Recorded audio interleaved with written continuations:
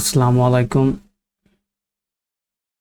চাকরি প্রত্যাশী ভাই বোনেরা সকলকে জানাই আসসালামু আলাইকুম। আশা করি আপনারা সবাই ভালো আছেন। আজকে আমরা যে ভিডিওটি নিয়ে এসেছি, এই ভিডিওতে আমরা আলোচনা করব যে 46তম বিসিএস এবং 18তম এনটিআরসিএ পরীক্ষায় যে লিখিত সাইটে যে গুরুত্বপূর্ণ প্রশ্নগুলি বারবার আসে, সে প্রশ্নগুলি আমরা আজকে আলোচনা করব। আজকে আমাদের লিখিত পরীক্ষার প্রস্তুতিতে যে প্রশ্নগুলি আমরা সাজিয়েছি, সে প্রশ্নগুলির প্রথম প্রশ্নটি হচ্ছে, বাংলা সাহিত্যের প্রাথমিক নিদর্শন চর্যাপদের ভাষাকে কেন সান্ধ্য ভাষা বলা হয়? বাংলা সাহিত্যের প্রাথমিক নিদর্শন চর্যাপদের ভাষাকে কেন সান্ধ্য ভাষা বলা হয়? তাহলে আমরা এই প্রশ্নটির উত্তর দেখব, যে উত্তরে আছে হচ্ছে উত্তর হচ্ছে যে ভাষা সুনির্দিষ্ট রূপ পায়নি, যে ভাষা সুনির্দিষ্ট রূপ পায়নি, যে ভাষার অর্থ একাধিক, অর্থাৎ আলো আধারের মতো, সে ভাষাকে পণ্ডিতগণ সন্ধ্যা ভাষা বা সান্ধ্য ভাষা বলেছেন। বাংলা ভাষার প্রাথমিক নিদর্শন চর্যাপদের ভাষাকে কেন সন্ধ্যা ভাষা বলা হয়? উত্তর, যে ভাষা সুনির্দিষ্ট রূপ পায়নি, যে ভাষার অর্থ একাধিক, অর্থাৎ আলো আধারের মতো, সে ভাষাকে পণ্ডিতগণ সন্ধ্যা ভাষা বা সান্ধ্য ভাষা বলেছেন। তো এ পর্যায়ে আমরা চলে যাব পরবর্তী প্রশ্নে। পরবর্তী প্রশ্নে আমরা দেখব যে পরবর্তী প্রশ্নটি হচ্ছে, বাংলা কাব্যের ভোরের পাখি বলা হয় কাকে? কাকে বলা হয়? বাংলা কাব্যের ভোরের পাখি কাকে বলা হয়? এ কবির দুটি কাব্যগ্রন্থের নাম লিখুন। তাহলে আমরা এই প্রশ্নটির উত্তরে দেখব যে কি উত্তর করতে পারি। সেটা হচ্ছে যে বিহারীলাল চক্রবর্তীকে ভোরের পাখি বলা হয়। বাংলা কাব্যের ভোরের পাখি বলা হয় কাকে? বিহারীলাল চক্রবর্তীকে। তার বিখ্যাত দুটি কাব্যগ্রন্থ হলো বিহারীলাল চক্রবর্তীর বিখ্যাত দুটি কাব্যগ্রন্থ হলো এক নম্বর হচ্ছে বঙ্গসুন্দরী, যেটি প্রকাশিত হয় 1870 সালে। এক নম্বরে বঙ্গসুন্দরী, যেটি প্রকাশিত হয় 1870 সালে। এবং পরবর্তী কাব্যগ্রন্থ হচ্ছে সাধের আসন, যেটি প্রকাশিত হয় 1989 সালে। বাংলা কাব্যের ভোরের পাখি কাকে বলা হয়? বাংলা কাব্যের ভোরের পাখি বলা হয় বিহারীলাল চক্রবর্তীকে। এ কবির দুটি কাব্যগ্রন্থ হচ্ছে, একটি হচ্ছে বঙ্গসুন্দরী, যেটি প্রকাশিত হয় 1870 সালে, এবং অন্যটি হচ্ছে সাধের আসন, যেটি প্রকাশিত হয় 1889 সালে।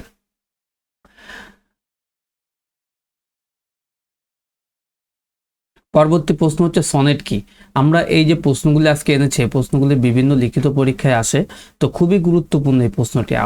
আপনাদের যাদের পড়াশোনা করতে দীর্ঘক্ষণ খুবই কষ্ট হয়, তো আপনারা চাইলে হেডফোন লাগিয়ে শুয়ে বা বসে বা কোনো কাজের ফাঁকে ফাঁকে আপনারা আমার এই চ্যানেলের ভিডিওগুলি আপনারা দেখতে পারেন। তাহলে হবে কি, খুবই গুরুত্বপূর্ণ প্রশ্নগুলি আপনাদের কানে শুনতে গান শোনার মতো শুনতে মুখস্থ হয়ে যাবে। তো সনেট কি? আমরা অনেকে এটা জানি না যে সনেট কি, কিন্তু আমরা সনেট শব্দটির সাথে পরিচিত, যথেষ্ট পরিচিত, কিন্তু আমরা অনেকেই জানি না যে সনেট কি। তো আমরা আজকে দেখব যে সনেট কি। এই প্রশ্নটি বিভিন্ন পরীক্ষায় আসে। তো আমরা যদি ভালোভাবে প্রশ্নটি জানতে পারি, এর উত্তরটি যদি সঠিকভাবে জানতে পারি, তাহলে আমরা এই প্রশ্নটির উত্তর যথাযথভাবে 46তম লিখিত পরীক্ষা এবং 18তম এনটিআরসিএ যে লিখিত পরীক্ষা সামনে রয়েছে, সে পরীক্ষায় আমরা খুবই সুন্দরভাবে লিখতে পারবো, এবং এই প্রশ্নগুলি আসার সম্ভাবনা খুবই গুরুত্বপূর্ণ, মানে অনেক বেশি। তো সনেট কি? আমরা দেখব যে সনেট কি, এই প্রশ্নটির উত্তর দেখব হচ্ছে সনেট ইতালিয়ান শব্দ। সনেট একটি ইতালিয়ান শব্দ। এর বাংলা অপচতুর্দশপদী কবিতা। এর বাংলা অপচতুর্দশপদী কবিতা। একটি মাত্র ভাব বা অনুভূতি যখন 14 অক্ষরের চতুর্দশ পঙ্ক্তিতে বিশেষ ছন্দ রীতিতে প্রকাশ পায়, তাকেই সনেট বলে। একটি মাত্র ভাব বা অনুভূতি যখন 14 অক্ষরের চতুর্দশ পঙ্ক্তিতে বিশেষ ছন্দরীতিতে প্রকাশ পায়, তাকেই সনেট বলে। বাংলা সাহিত্যে সার্থক সনেট রচয়িতা মাইকেল মধুসূদন দত্ত। বাংলা সাহিত্যের সার্থক সনেট রচয়িতা মাইকেল মধুসূদন দত্ত। আমাদের এই যে প্রশ্নটি, এই প্রশ্নটি থেকে প্রেরিত অনেকভাবে কোশ্চেন আসতে পারে। যেমন বাংলা সাহিত্যের সার্থক সনেট রচয়িতা কে? তাহলে উত্তর হবে মাইকেল মধুসূদন দত্ত। সনেট একটি কি শব্দ বা কোন দেশীয় শব্দ? ইতালিয়ান শব্দ। তাহলে সনেট কি? সনেট একটি ইতালিয়ান শব্দ। এর বাংলা অপচতুর্দশপদী কবিতা। একটিমাত্র ভাব বা অনুভূতি যখন 14 অক্ষরের চতুর্দশ পঙ্গুক্তিতে বিশেষ ছন্দরীতিতে প্রকাশ পায় তাকেই সনেট বলে। বাংলা সাহিত্যে সার্থক সনেট রচয়িতা মাইকেল মধুসূদন দত্ত। তাহলে আমরা সনেট কি এই প্রশ্নটি খুবই ভালোভাবে বুঝে ফেললাম বা বুঝে নিলাম যে সনেট একটি ইতালিয়ান শব্দ। এর বাংলা অপচতুর্দশপদী কবিতা। একটিমাত্র ভাব বা অনুভূতি যখন 14 অক্ষরের চতুর্দশ পঙ্গুক্তিতে বিশেষ ছন্দরীতিতে প্রকাশ পায় তাকেই সনেট বলে। বাংলা সাহিত্যের সার্থক সনেট রচয়িতা মাইকেল মধুসূদন দত্ত। তো এরপর আমরা আমাদের পরবর্তী প্রশ্নটি দেখব। যে পরবর্তী প্রশ্নটি আমরা রেখেছি হচ্ছে চন্দ্রকুমার দে এবং দীনেশ চন্দ্র সেনের নাম কেন লোক সাহিত্যে প্রেমীর হৃদয় চিরদিন জেগে থাকবে। চন্দ্রকুমার দে এবং দীনেশ চন্দ্র সেনের নাম কেন লোক সাহিত্যে প্রেমীর হৃদয় চিরদিন জেগে থাকবে। তাহলে আমরা এই প্রশ্নটির উত্তরটি দেখে নিব যে এই প্রশ্নটির উত্তরে আমরা পরীক্ষার খাতায় কিভাবে লিখতে পারি। তো সেটি হচ্ছে যে চন্দ্রকুমার দে সারা বাংলা ঘুরে ঘুরে লোক সাহিত্য ও লোকসঙ্গীত সংগ্রহ করেন। চন্দ্রকুমার দে সারা বাংলা ঘুরে ঘুরে লোক সাহিত্য ও লোকসঙ্গীত সংগ্রহ করেন। পরবর্তীতে এ সকল সংগৃহীত সাহিত্য দীনেশ চন্দ্রের সম্পাদনায় ময়মনসিংহ গীতিকা ও পূর্ববঙ্গ গীতিকা নামে প্রকাশিত হয়। ফলে চন্দ্রকুমার দে দেশ বিদেশে ব্যাপক প্রশংসা অর্জন করেন এবং লোক সাহিত্যে প্রেমীর হৃদয়ে জায়গা করে নেন। চন্দ্রকুমার দে এবং দীনেশ চন্দ্র সেনের নাম কেন লোক সাহিত্যে প্রেমীর হৃদয়ে চিরদিন জেগে থাকবে। এই প্রশ্নটি পরীক্ষাতে আসলে আমরা সুন্দরভাবে এই উত্তরটি লিখব। সেটি হচ্ছে চন্দ্রকুমার দে সারা বাংলা ঘুরে ঘুরে লোক সাহিত্য ও লোকসঙ্গীত সংগ্রহ করেন। পরবর্তীতে এ সকল লোক সংগৃহীত সাহিত্য দীনেশ চন্দ্রের সম্পাদনায় ময়মনসিংহ গীতিকা ও পূর্ববঙ্গ গীতিকা নামে প্রকাশিত হয়।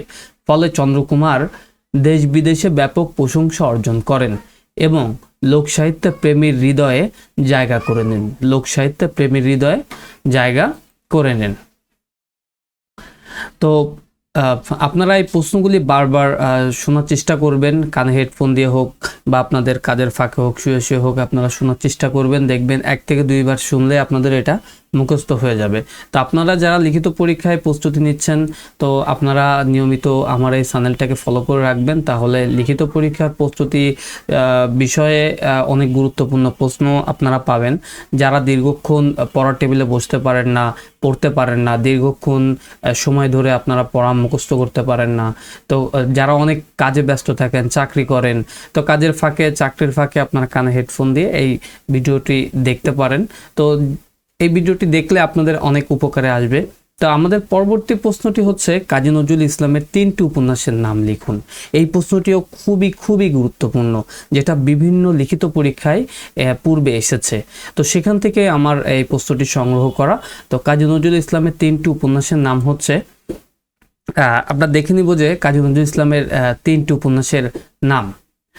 সে 3টি উপন্যাসের নাম হচ্ছে, কাজী নজরুল ইসলামের 3টি উপন্যাসের নাম হচ্ছে 1 নম্বরে হচ্ছে যে বাদনহারা, যেটি প্রকাশিত হয় 1927 সালে। 1 নম্বরে হচ্ছে বাদনহারা, যেটি প্রকাশিত হয় 1927 সালে। কাজী নজরুল ইসলামের দ্বিতীয় উপন্যাসটি হচ্ছে, দেখব যে দ্বিতীয় উপন্যাসটি আমাদের কি আসে, সেটি হচ্ছে মৃত্যুক্ষুধা, যেটি প্রকাশিত হয় 1930 সালে। কাজী নজরুল ইসলামের দ্বিতীয় উপন্যাস হচ্ছে মৃত্যুক্ষুধা, যেটি প্রকাশিত হয় 1930 সালে। এবং কাজী নজরুল ইসলামের তৃতীয় উপন্যাসটির নাম হচ্ছে কুহেলিকা, যেটি প্রকাশিত হয় 1931 সালে। এই 3টি উপন্যাস বিভিন্ন প্রিলি পরীক্ষায় অনেকবার এসেছে এবং লিখিত পরীক্ষা দেখেন 3টে উপন্যাসকে একসঙ্গে করে একত্রিত করে দিয়ে দিয়েছে। তো আমরা এভাবেই মুখস্থ করব যে কাজী নজরুল ইসলামের 3টি উপন্যাসের নাম হচ্ছে বাদনহারা, যেটি প্রকাশিত হয় 1927 সালে, মৃত্যুক্ষুধা, যেটি প্রকাশিত হয় 1930 সালে, এবং কুহেলিকা, যেটি প্রকাশিত হয় 1931 সালে। তো এরপরে আমরা দ্বিতীয় প্রশ্নটি দেখব যে কুবের, কপিলা, শশী, কুসুম চরিত্রসমূহ কোন উপন্যাসের অন্তর্গত। উপন্যাস দুটির রচয়িতাকে। এখানে 2টি উপন্যাস দেখেন, আমরা যদি লিখিত পরীক্ষার খুঁটিনাটি সব বিষয় ভালোভাবে পড়ি তাহলে এখান থেকে আমাদের অনেক পিলিত অনেক প্রস্তুতি হয়ে যাবে। যেমন কুবের কপিলা, শশী কুসুম, এটা কিন্তু দুইটা উপন্যাসের চরিত্র, কিন্তু এখানে কি করছে যে একটি লিখিত পরীক্ষা একটি প্রশ্নের মধ্যে দিয়ে দিয়েছেন। তো এরকম করে শিক্ষার্থীদের পরীক্ষা করার জন্য পরীক্ষকগণ এভাবে করেই আর কি কোশ্চেন করে থাকে। তো আমরা সুন্দরভাবে প্রত্যেকটা বিষয়ে পড়ার চেষ্টা করব, তাহলে কি হবে, আমরা ভালোভাবে পরীক্ষায় আনসার করতে পারবো এবং ভালো মার্কস পেতে পারবো। তো কুবের কপিলা এবং শশী কুসুম চরিত্রসমূহ কোন উপন্যাসের অন্তর্গত? সেটি হচ্ছে যে দুঃখিত, আমার একটু মিস্টেক হয়ে গেছে, টাইপিং মিস্টেক, তো আপনারা ক্ষমা সুন্দর দৃষ্টিতে দেখবেন। আমাদের এই প্রশ্নটির আগের প্রশ্নটি হচ্ছে যে কবি জসীমউদ্দীনের নকশিকাঁথার মাঠ কাব্যগ্রন্থের বিষয়বস্তু কি? তো কবি জসীমউদ্দীন নকশিকাঁথার মাঠ কাব্যগ্রন্থের বিষয়বস্তু, এই প্রশ্নটির উত্তরে আমরা এভাবে বলতে পারি যে নকশিকাঁথার মাঠ যেটি প্রকাশিত হয় 1929 সালে। জসীমউদ্দীনের শ্রেষ্ঠ কাহিনী কাব্য নকশিকাঁথার মাঠ যেটি প্রকাশিত হয় 1929 সালে, জসীমউদ্দীনের শ্রেষ্ঠ কাহিনী কাব্য। এই গ্রন্থের প্রথম অংশে আছে চাষার ছেলে রূপাই ও পাশের গ্রামের মেয়ে সাজুর প্রথম পরিচয় থেকে অনুরাগের বিকাশ ও বিবাহ এবং কয়েক মাসের সুখময় জীবনের গল্প, এবং দ্বিতীয় ভাগে তাদের বিচ্ছেদ। তাহলে জসীমউদ্দীনের নকশিকাঁথার মাঠ কাব্যগ্রন্থের বিষয়বস্তু, মূল বিষয়বস্তু দেখেন খুবই সহজ। আপনারা পরীক্ষার খাতায় অনেক বেশি লিখলে যে অনেক বেশি মার্ক পাওয়া যাবে সেটি কিন্তু না। এখানে দেখেন এই প্রশ্নটি কত বড় একটি প্রশ্ন, অথচ উত্তর হচ্ছে মাত্র 2 লাইনে। সেটি হচ্ছে যে নকশিকাঁথার মাঠ যেটি প্রকাশিত হয় 1929 সালে, জসীমউদ্দীনের শ্রেষ্ঠ কাহিনী কাব্য। এই গ্রন্থের প্রথম অংশে আছে চাষার ছেলে রূপাই ও পাশের গ্রামের মেয়ে সাজুর প্রথম পরিচয় থেকে অনুরাগের বিকাশ ও বিবাহ এবং কয়েক মাসের সুখময় জীবনের গল্প, এবং দ্বিতীয় ভাগে তাদের বিচ্ছেদ। তো আমাদের পরবর্তী প্রশ্ন হচ্ছে কুবের কপিলা শশী কুসুম চরিত্রসমূহ কোন উপন্যাসের অন্তর্গত? উপন্যাস দুটির রচয়িতা কে? তাহলে এই প্রশ্নটির উত্তরে আমরা এভাবে প্রশ্ন উত্তরে লিখতে পারি পরীক্ষার খাতায়, সেটি হচ্ছে কুবের ও কপিলা চরিত্রদ্বয় পদ্মাবতীর মাঝি উপন্যাসের। কুবের ও কপিলা চরিত্রদ্বয় পদ্মাবতীর মাঝি উপন্যাসের, এবং শশী ও কুসুম চরিত্রদ্বয় পুতুল নাচের ইতিকথা উপন্যাসের। তাহলে কুবের ও কপিলা চরিত্রদ্বয় পদ্মা নদীর মাঝি উপন্যাসের এবং শশী ও কুসুম চরিত্রদ্বয় পুতুল নাচের ইতিকথা উপন্যাসের।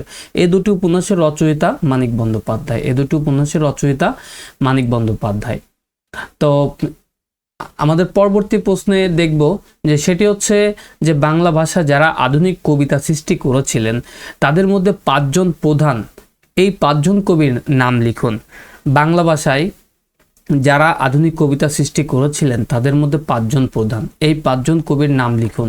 তাহলে আমরা এই প্রশ্নটির উত্তরে আমরা বলতে পারি হচ্ছে যে বাংলা সাহিত্যের আধুনিক কবিতার আধুনিক কবি এবং পঞ্চপাণ্ডব। এই যে পঞ্চপাণ্ডব মানে 5 জন যে আধুনিক কবিতা সৃষ্টি করেছেন এনাদেরকে একত্রে বলা হয় পঞ্চপাণ্ডব। এই পাণ্ডবরা হলেন এক নম্বরে হচ্ছে জীবনানন্দ দাশ। 1 নম্বরে হচ্ছে পঞ্চপাণ্ডব যে কবিগণ ছিলেন তাদের মধ্যে 1 নম্বরে আমরা পাচ্ছি হচ্ছে জীবনানন্দ দাশকে। আর দ্বিতীয় নাম্বার মানে অর্থাৎ 2 নাম্বার পাচ্ছি হচ্ছে আমরা বিষ্ণু দেকে, এবং 3 নম্বরে আমরা দেখতে পাচ্ছি যে বুদ্ধদেব বসুকে। 4 নম্বরে আমরা দেখতে পাই পঞ্চপাণ্ডবদের কবির মধ্যে 4 নম্বরে আছেন হচ্ছে সুধীন্দ্রনাথ দত্ত, এবং 5ম নম্বরে পঞ্চপাণ্ডব কবিদের মধ্যে 5ম নম্বরে আছেন হচ্ছে অমিয় চক্রবর্তী। এই 5 জন ব্যক্তি হচ্ছে পঞ্চপাণ্ডব।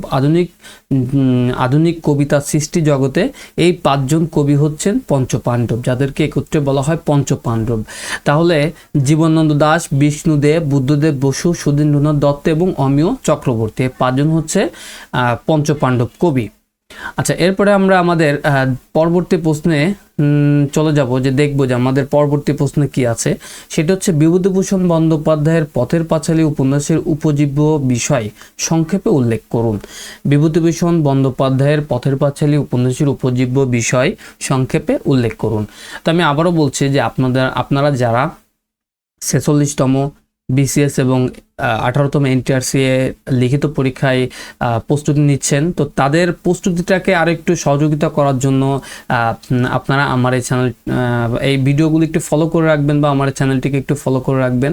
তো আমার এই ভিডিওগুলির মাধ্যমে আপনারা যারা পড়তে বই খাতা পড়তে অনেক ক্লান্ত হয়ে যাবেন তখন হলেও যে এইখান থেকে খুবই গুরুত্বপূর্ণ কিছু প্রশ্ন, যে আপনারা হেডফোনে হোক বা গান শোনার মতো হোক আপনারা যদি দেখেন বা শোনেন তাহলে আপনাদের কিন্তু মুখস্থ হয়ে যাবে এবং পরীক্ষার খাতা আপনারা খুব সহজেই লিখতে পারবেন। বেশি বেশি করে পড়লে, বেশি বেশি করে চর্চা করলে কি হয়, পড়াটা বেশি মুখস্থ হয়, আর বেশি মুখস্থ হলে পরীক্ষার খাতাতে বেশি সুন্দর করে লেখা যায় এবং ভালো মার্কস অর্জন করা যায়। তো যাই হোক, বেশি কথা বলবো না, আমরা পরবর্তী প্রশ্ন চলে যাব, যে বিভূতিভূষণ বন্দ্যোপাধ্যায়ের পথের পাঁচালী উপন্যাসের উপজীব্য বিষয় সংক্ষেপে উল্লেখ করুন। এই প্রশ্নটির উত্তরে আমরা পরীক্ষার খাতায় লিখতে পারি, সেটি হচ্ছে যে বিভূতিভূষণ বন্দ্যোপাধ্যায়ের প্রথম ও শ্রেষ্ঠ উপন্যাস পথের পাঁচালী। বিভূতিভূষণ বন্দ্যোপাধ্যায়ের প্রথম শ্রেষ্ঠ উপন্যাস পথের পাঁচালী, যেটি প্রকাশিত হয় 1929 সালে। এই উপন্যাসে বাংলাদেশের গ্রাম ও পরিচিতি মানুষের জীবন। এই উপন্যাসে বাংলাদেশের গ্রাম ও পরিচিতি মানুষের জীবন। হ্যাঁ, পরবর্তী প্রশ্নে আমরা দেখব হচ্ছে যে কবি শামসুর রহমানের 5টি কাব্যগ্রন্থের নাম উল্লেখ করুন। কবি শামসুর রহমানের 5টি কাব্যগ্রন্থের নাম উল্লেখ করুন। দেখুন, আমি প্রশ্নগুলি এমনভাবে সাজিয়েছি যেখান থেকে মানে প্রিলির জন্য তো খুবই গুরুত্বপূর্ণ এবং লিখিত পরীক্ষাও আপনাদের প্রস্তুতিটা অনেক সহযোগিতা প্রদান করবে। তো যাই হোক, কবি শামসুর রহমানের 5টি কাব্যগ্রন্থের নাম উল্লেখ করুন। সেটি হচ্ছে কবি শামসুর রহমানের 5টি কাব্যগ্রন্থ হলো, 1 নম্বর হচ্ছে প্রথম গান দ্বিতীয় মৃত্যুর আগে। 1 নম্বর হচ্ছে প্রথম গান দ্বিতীয় মৃত্যুর আগে, যেটি প্রকাশিত হয় 1960 সালে। পরবর্তী দেখব হচ্ছে 2 নম্বর হচ্ছে রৌদ্র করটিতে, যেটি প্রকাশিত হয় 1963 সালে। সবগুলো হচ্ছে শামসুর রহমানের কাব্যগ্রন্থ। প্রথমটি হচ্ছে প্রথম গান দ্বিতীয় মৃত্যুর আগে, যেটি প্রকাশিত হয় 1960 সালে। দ্বিতীয়টি হচ্ছে রৌদ্র করটিতে, যেটি প্রকাশিত হয় 1963 সালে। এবং 3 নম্বর কাব্যগ্রন্থ হচ্ছে বিধ্বস্ত নীলিমা, যেটি প্রকাশিত হয় 1967 সালে। দেখেন, আমি পর্যায়ক্রমে সাজিয়েছি যাতে আপনাদের মুখস্থটা হয় খুব তাড়াতাড়ি। 1960, 1963, 1967। আপনারা যদি এভাবে মুখস্থ করেন, 1960 সালে প্রকাশিত হয় প্রথম গান দ্বিতীয় মৃত্যুর আগে, 1963 সালে প্রকাশিত হয় রৌদ্র করটিতে, 1967 সালে প্রকাশিত হয় বিধ্বস্ত নীলিমা। তো এভাবে আপনারা মুখস্থ করতে পারেন। তো 4 নম্বর দেখব হচ্ছে যে বন্দি শিবির থেকে, যেটি 1972 সালে প্রকাশিত হয়। বন্দি শিবির থেকে, যেটি 1972 সালে প্রকাশিত হয়। এবং 5ম নাম্বারটি হচ্ছে যে উদ্ভট উঠের পিঠে চলেছে স্বদেশ। উদ্ভট উঠের পিঠে চলছে স্বদেশ, যেটি প্রকাশিত হয় 1982 সালে। তাহলে কবি শামসুর রহমানের 5টি কাব্যগ্রন্থ হচ্ছে প্রথম গান দ্বিতীয় মৃত্যুর আগে, যেটি প্রকাশিত হয় 1960 সালে।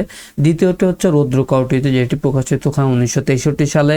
বিধ্বস্ত নীলিমা, যেটি প্রকাশিত হয় 1967 সালে। বন্দি শিবির থেকে, যেটি প্রকাশিত হয় 1972 সালে। এবং উদ্ভট উঠের পিঠে চলছে স্বদেশ, যেটি প্রকাশিত হয় 1982 সালে। এই 5টি হচ্ছে কবি শামসুর রহমানের কাব্যগ্রন্থ। তো ধন্যবাদ, আল্লাহ হাফেজ, আসসালামু আলাইকুম। তো দেখা হবে অন্য কোনো দিন, অন্য কোনো ভিডিওতে। সবাই ভালো থাকবেন। সকলকে আবারও ধন্যবাদ। আল্লাহ হাফেজ, আসসালামু আলাইকুম।